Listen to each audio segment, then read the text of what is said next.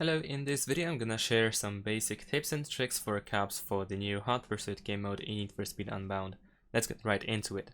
If you're just now starting to play this new mode, or you have done just a couple of races, remember to upgrade your cup car. Police vehicles are stored in a separate garage, so go to the cup garage and tune the suspension, tires and differential if you can. If you have completed 3 Hot Pursuit playlists, you can also equip spike strips. Remember to also adjust the handling as well. Second thing is the nitro. Right at the start you have full burst nitro, so use it to immediately speed up. Without it, your acceleration is much worse. Another thing is that you have infinite normal NOS, so you can use it pretty much all the time. Another thing is that you should pay attention to all races, not only the one in the first place. Sometimes every cup may be focused on just one racer, and you should catch as many players as possible. I'm not saying to always go for the last place, but I've noticed that sometimes everyone tries to catch the first place only after respawning. After all, if you catch a racer, they become a cup too, so you technically increase your chances as cups. And of course you get points for catching, which can be important for the total score after both rounds.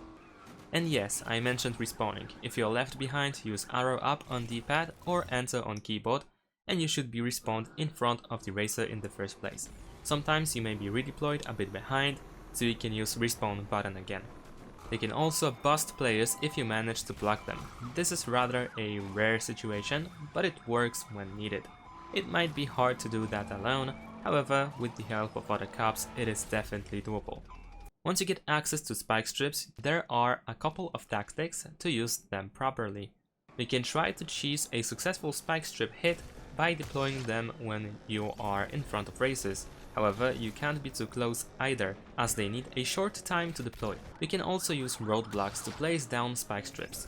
Races may not notice them when trying to avoid cop cars placed in the roadblock. Last but not least, corners might be helpful as well. If you know the racing line, you can somewhat predict which way races will go. If you manage to place spike strips correctly, they might have no time to react. And finally, the last tip is pretty straightforward. You can cut corners. There is no race for you, you can go wherever you want, you don't have to follow the checkpoints, they are just indicating the race track for the races, so that you know where they are going. But you can add the surprise element and you can cut corners, you can go a completely different road and surprise the racers.